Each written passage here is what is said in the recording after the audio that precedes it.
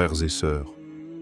Il y a des moments dans l'histoire où les événements ne sont plus isolés, où les signes se regroupent, s'enchaînent et pointent tous vers une même direction. Nous vivons une époque étrange, marquée par des bouleversements géopolitiques, spirituels, climatiques.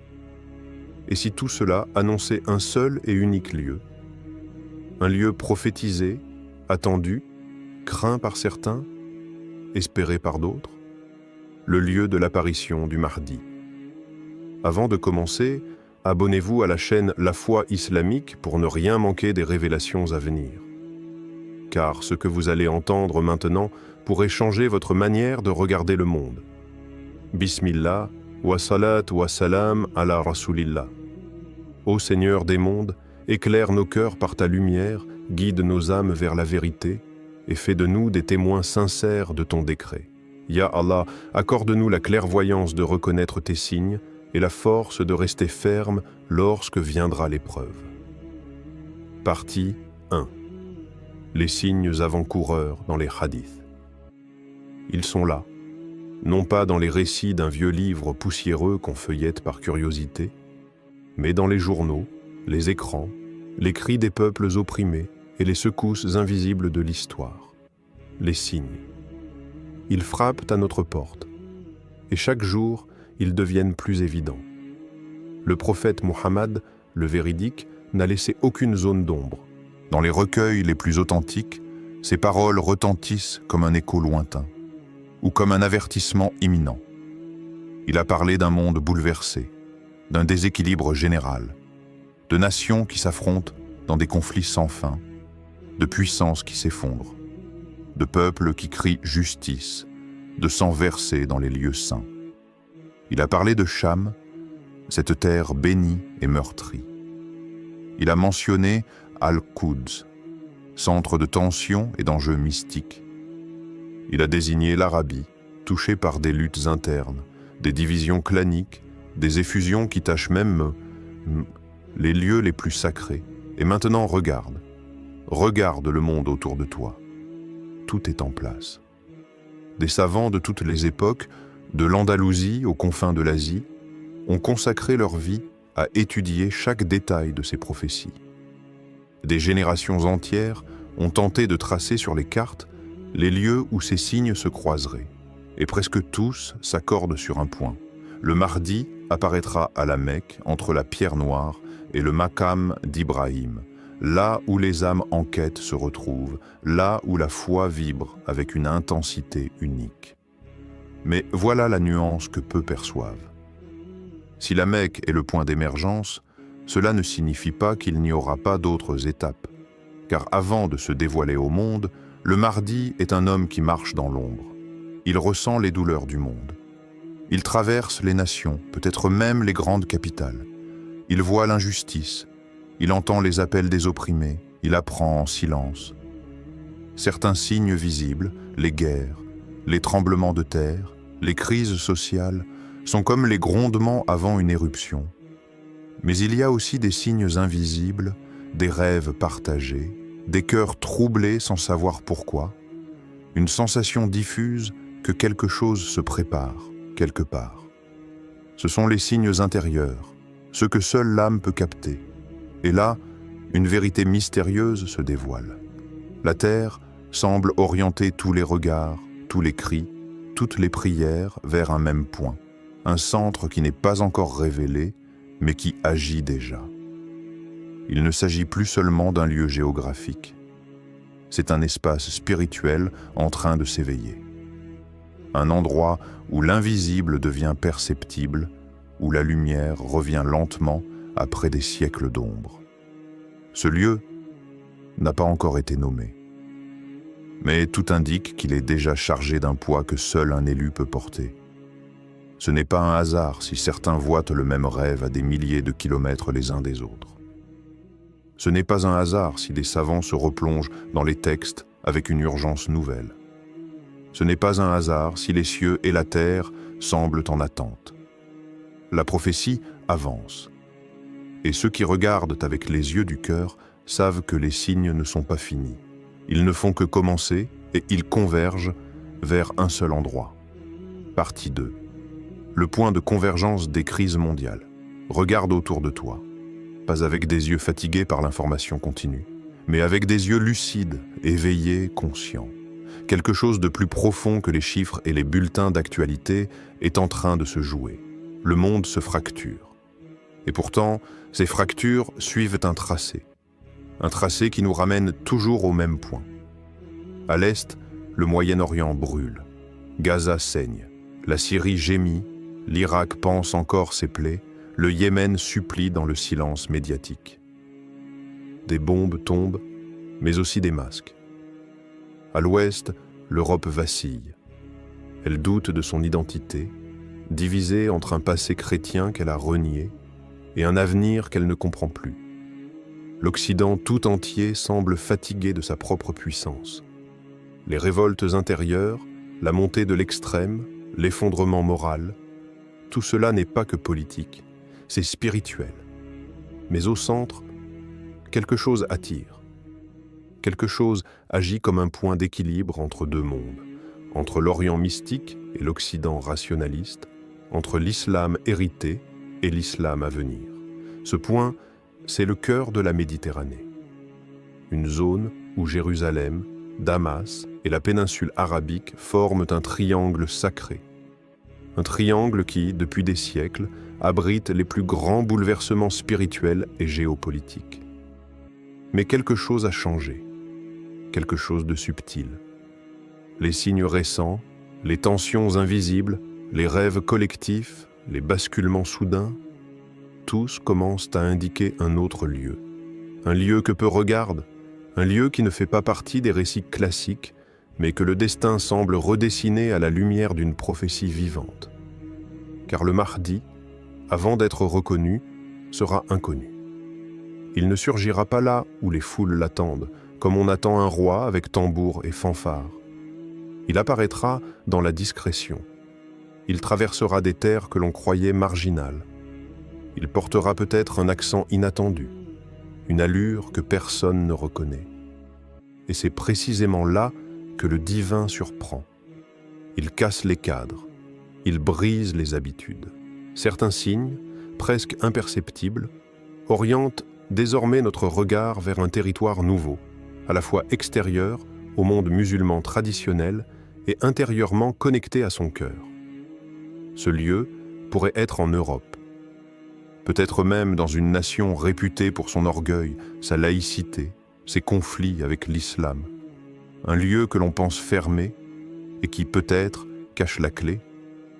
Cela te semble improbable, mais n'est-ce pas ce que l'histoire nous a toujours enseigné? Que les révolutions naissent là où on ne les attend pas, que les élus viennent de peuples oubliés, que les lumières jaillissent du cœur des ténèbres. Les tensions actuelles ne sont pas seulement politiques, ce sont des signaux divins. Elles pointent vers un nouveau carrefour, un endroit d'intersection, de rupture et de renaissance. Un point où l'ancien monde s'effondre et où le nouveau prend forme dans le silence. Et si ce lieu était déjà désigné, sans qu'aucun d'entre nous ne l'ait encore compris? Et si les crises elles-mêmes formaient une carte invisible, dessinée par le doigt d'Allah, indiquant l'endroit exact où un événement prophétique doit s'accomplir? Rien n'est au hasard, et les signes ne mentent jamais. Partie 3. Le rôle caché de l'Occident et l'éveil spirituel inattendu. Et si on t'avait toujours appris à regarder au mauvais endroit? Et si les projecteurs braqués sur l'Orient t'avaient empêché de voir que la lumière du renouveau pourrait surgir de l'ombre même de l'Occident? L'idée semble presque choquante, inconfortable. Comment imaginer que le Mahdi, l'homme guidé par Allah, puisse avoir un lien direct avec des terres qui, historiquement, ont combattu l'islam? Et pourtant, aujourd'hui, l'Occident n'est plus ce qu'il était. Sous le vernis des villes brillantes, des institutions puissantes et des idéaux proclamés, un autre monde est en train de naître. Un monde de douleur, de fractures, mais aussi d'éveil. Regarde la France.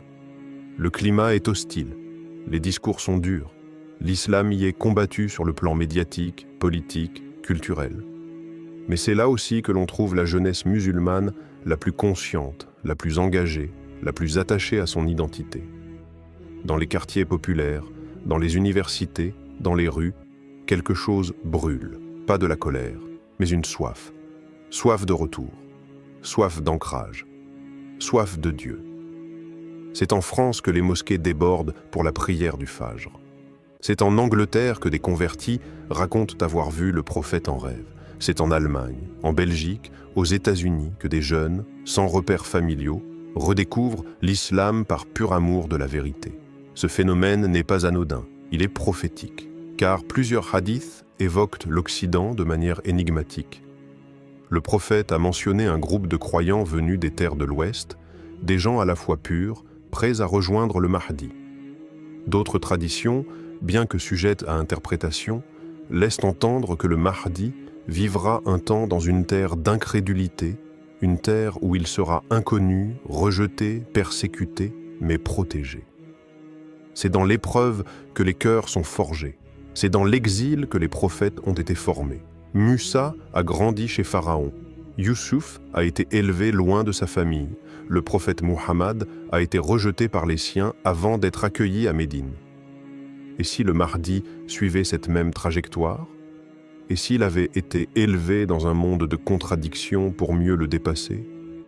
Et s'il vivait aujourd'hui dans une capitale occidentale, en silence, observant, priant, pleurant les péchés de l'humanité, en attendant l'ordre divin?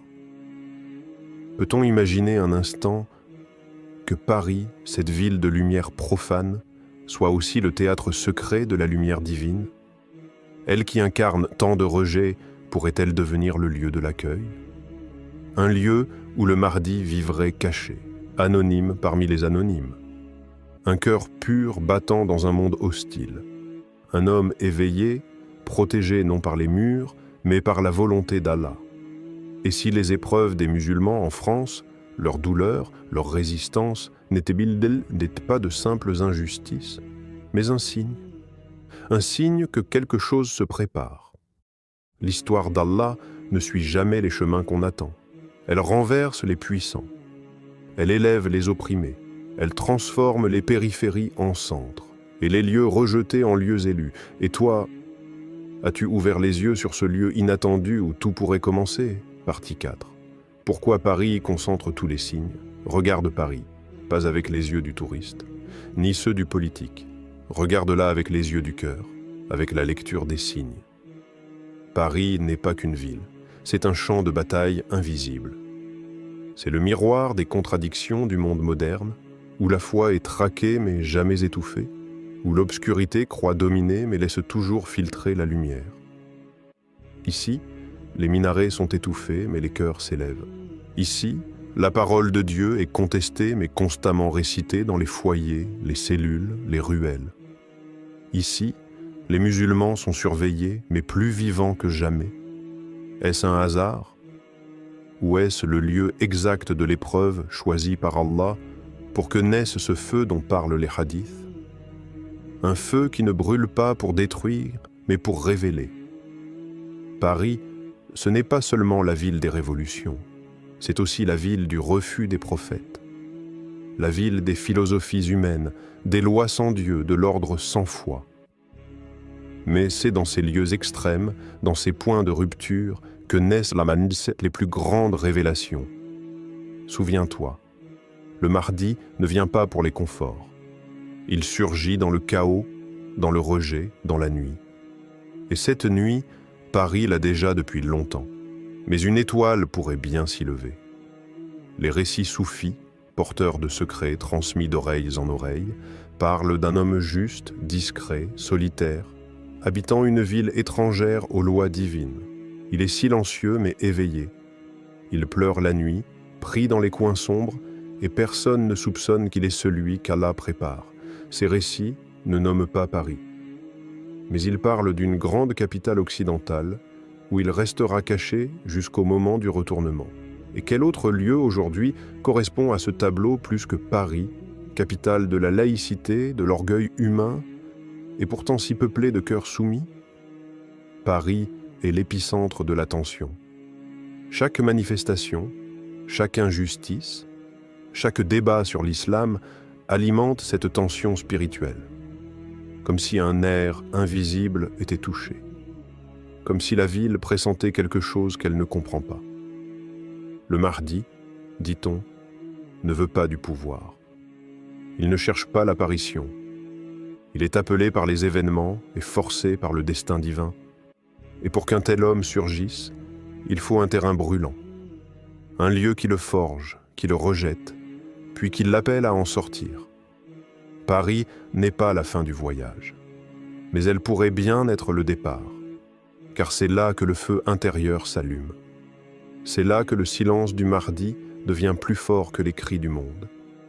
C'est là, dans les rues chargées de colère, dans les regards pleins de rejet, dans les invocations nocturnes des oubliés, que la lumière se prépare à descendre, et quand elle se déversera, elle ne viendra pas avec des slogans, mais avec le poids de la vérité. Partie 5. Les cartes anciennes et les révélations ésotériques. Il existe des cartes que l'on ne trouve pas dans les manuels scolaires, des cartes que l'on ne trace pas avec des frontières politiques, mais avec des lignes invisibles, des lignes d'énergie, des trajets de lumière, des veines spirituelles que les anciens connaissaient. Les maîtres soufis les appelaient par les routes secrètes de la présence divine. Selon eux, certains lieux sur Terre ne sont pas seulement géographiquement stratégiques, mais cosmiquement choisis. Des nœuds où le ciel rencontre la Terre, où le destin du monde s'articule. Parmi ces points faits mystérieux, Paris apparaît, pas comme une ville sainte, mais comme un croisement, un carrefour chargé, un point d'intersection entre les tensions de la fin des temps. Là où les civilisations s'entrechoquent, là où les idées s'affrontent, là où la lumière et les ténèbres dialoguent sans cesse. Des cartes anciennes, juives, chrétiennes et musulmanes mentionnent un centre du monde. Non pas au sens physique, mais énergétique, elles parlent d'un cœur de l'humanité, d'un lieu où les événements de la fin convergeront avant de se rediriger vers l'Est. Et dans ces textes symboliques, on retrouve en filigrane la ville de Paris. Les soufis évoquent une géométrie spirituelle. Mecque, Jérusalem, Damas, et un quatrième point invisible plus à l'ouest. Un point de silence, un point de gestation. Certains maîtres ont chuchoté, loin des foules. Là où les prophètes ne sont pas attendus, là apparaîtra le signe. Et puis il y a les rêves, des croyants sincères, pieux, qui ne cherchent ni gloire ni mythe, rapportent des songes étonnants. Un homme, vêtu simplement, debout au cœur d'une grande ville européenne, son visage est paisible, son regard porte une lumière antique. Il ne parle pas, mais ceux qui le voient comprennent sans mots. Il est là, et le monde l'ignore. Des coïncidences étranges, des versets récités dans des ruelles, entendus par des inconnus au moment exact où leur cœur cherchait Dieu. Des apparitions de lumière au-dessus des minarets en pleine nuit, des enfants récitant des sourates qu'on ne leur avait pas encore enseignées, des prières exaucées dans les moments les plus noirs. À Paris, ce ne sont peut-être que des coïncidences, ou peut-être sont-elles les signes subtils du réel, comme des gouttes d'eau avant la tempête prophétique. Le Mahdi, selon certains récits, marchera longtemps dans l'ombre avant d'être appelé à la lumière. Et cette ombre peut être une ville,